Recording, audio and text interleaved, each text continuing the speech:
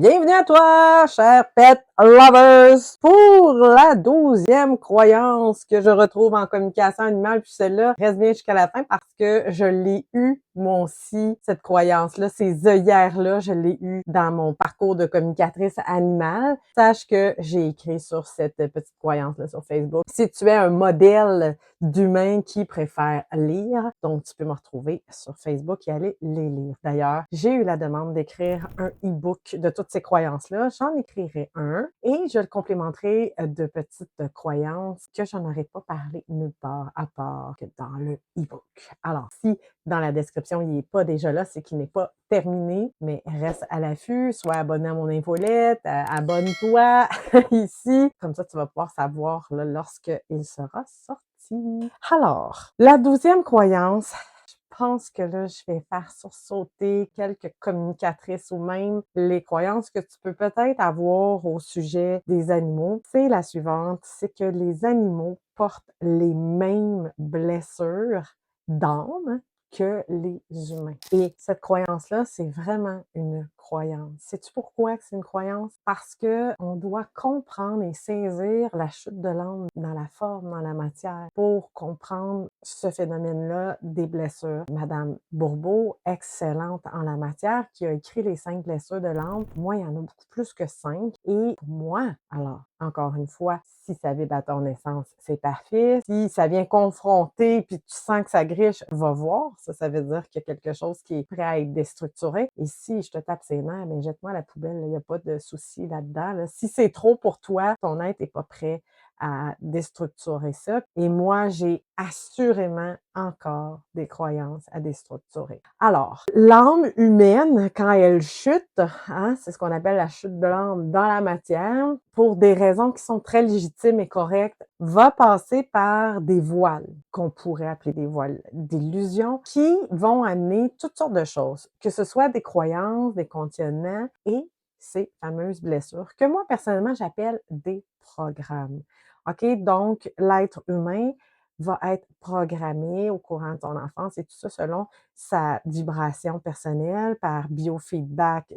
Il aura les bons parents pour peser sur le bouton des blessures, etc., etc. Je veux pas venir ici aller dans le pourquoi du comment, que probablement que c'est vraiment cool parce que c'est pour l'évolution, etc., etc. J'ai une philosophie de pensée différente que ça que j'explique dans mes formations plus avancées au niveau des centaures. Bref, sache que lorsqu'on vit des blessures comme ça, c'est vraiment une illusion, là. C'est quelque chose qui n'est pas plausible et sous hypnose, on peut faire n'importe quoi. Les animaux, ton chien, ton chat, ton cheval, ton oiseau, n'ont pas, pour moi, ne vivent pas la chute de l'âme dans la matière de la même façon. Et là, pourquoi que je t'explique ça, c'est que quand je communique avec les animaux, ils ne vivent pas les blessures de l'âme comme je vois les humains les vivre. Et c'est quelque chose qui les traverse et non quelque chose qui les habite.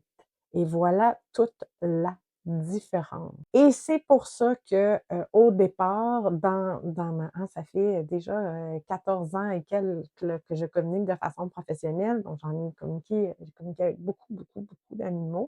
Et lorsque j'avais cette croyance-là, parce que je l'ai eue, je faisais de la projection, parce que avec mes connaissances, tu vois, parce que les humains ont des blessures, des programmes, ben je disais, ben c'est sûr que l'animal a des blessures aussi. Mais non, dès que j'ai commencé à mon processus de fusion avec ma conscience, etc., ça aussi, c'est un autre sujet. Dis-le dans les commentaires si des fois tu es curieuse, si tu veux j'aborde ça en vidéo, ça va me permettre de pouvoir t'expliquer différemment les choses ou de partir une autre capsule. Alors, ce que je mentionnais, c'est lorsque on vit le processus de fusion avec notre conscience, ce qui va se passer, c'est qu'on voit le réel et on se détache de ces 10 programmes-là avec notre volonté, notre saine colère, avec le fait de faire comme, ben non, OK, j'ai porté l'abandon dans mes vies, mais il reste peut-être des petites traces, mais je ne suis pas attachée à elles. Et les animaux, c'est un peu la même chose, OK? Étant donné qu'ils vivent leur conscience, ben la blessure ou le programme, il est tellement pas essentiel parce que ils ne diffractent pas leur énergie vitale, les animaux, sur les émotions. Je t'explique pourquoi ici, parce que une émotion qui dure plus de 20 minutes, hein, comme en chamanisme inca vont dire, c'est toxique. Moi, j'appelle ça de l'émotivité. Alors, quand ton animal est en émotivité, souvent, pour la plupart du temps, c'est qu'il est très empathique à son humain et il y a fusion, OK? Donc, ça veut dire que son humain est un peu envahissant et va aller envahir son animal. Et étant donné que les chiens, les chats, les chevaux sont des êtres très empathiques, pour certains, très, très empathiques, ils vont laisser la fusion se faire. Si tu as un petit cheval guerrier, exemple, une jument baleine, pout, pout, pout, dans les dents, chlar, une petite morsure, elle se laissera pas faire. C'est pas tous les animaux qui se laissent se faire fusionner, mais il y en a qui vont se laisser faire. Alors, est-ce que ça appartient vraiment à ton chien ou à ton chat, cette blessure-là?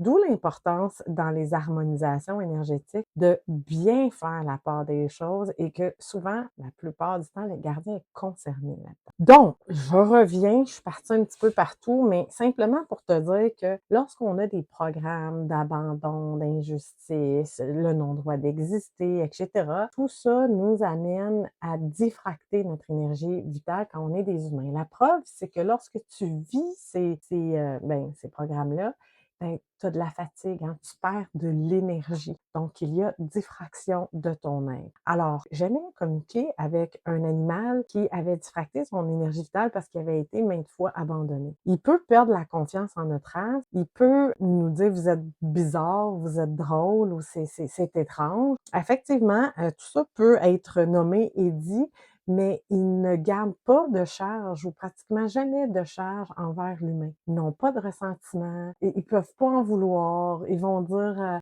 je peux pas y en vouloir, tu sais, elle savait pas ce qu'elle faisait. Donc, tu sais, l'être humain est encore beaucoup dans l'ignorance, dans les illusions, tandis qu'eux sont pleins dans leur conscience connectée au soleil central. Donc, comment veux-tu que les blessures que nous portons, à part s'il y a fusion, que ça vienne réellement d'eux? Ils sont très complets, ils sont très conscients, ils savent pourquoi ils sont là souvent, puis ils n'ont pas de mission comme telle, mais ils savent. Des fois, oui, mais pas toujours. Donc, c'est une autre croyance qu'on ne peut pas adopter pour tous les animaux avec lesquels on communique. Mais ils savent ce qu'ils incarnent, ils savent d'où ils viennent, ils savent souvent où ils s'en vont. Des fois, non, mais souvent dans leur être. Puis, ben, ils sont beaucoup dans le présent. Donc, des fois, ils ont des intentions, mais ça ne veut pas dire que ça va se concrétiser. Alors, il est faux de croire que les animaux portent exactement les mêmes blessures que l'humain parce que ça voudrait dire ça que la chute de l'herbe est identique et c'est pas vraiment le cas pour l'instant de ce que je vois. Si par contre, toi, tu es communicatrice et tu fais comme moi, qui a eu cette croyance-là, tu vas faire des projections. Tu vas dire, ah ben l'animal a été trahi et il vit telle affaire. Et les informations vont venir de toi en tant que communicatrice plutôt que de lui. Et la question à se poser par la suite, c'est intéressant, porterais-tu cette blessure-là à l'intérieur de toi qui vient diffracter ton énergie vitale dans la chute de l'âme que tu as vécue au préalable? C'est intéressant quand même de se poser la question. Donc, je t'amène à savoir que, et à voir plus large, vois plus large que le simple fait que nous, les humains, on porte des programmes qu'on nomme blessures. Alors, comme je le mentionnais dans mon article que tu peux aller lire, l'animal n'est pas construit comme nous, c'est pas la même architecture vibratoire et l'animal ne vit pas, il n'est pas humilié. Un cheval n'est pas humilié ou un chat ne vit pas de la honte qui le ronge à l'intérieur de lui. Ça, c'est des projections, comme je l'ai dit. L'animal, il vit des émotions, mais ça le traverse et il s'y accroche pas pendant 10 ans. Il est pas attaché à ça pendant longtemps. Tu vois, ça fait juste le traverser. Il ne rumine pas comme nous, il vibre. Il exprime et il libère. Et si ça reste, force est de constater qu'il y a un lien relationnel qui est peut-être pas à la hauteur de ce que l'animal a besoin dans son bien-être. Et là, à ce moment-là, il faut regarder au niveau de l'humain. Alors, as-tu aimé cette croyance-là? Et on va aller voir la 13e. Donc, assure-toi de décocher les notifications pour rien manquer. Ciao, ciao!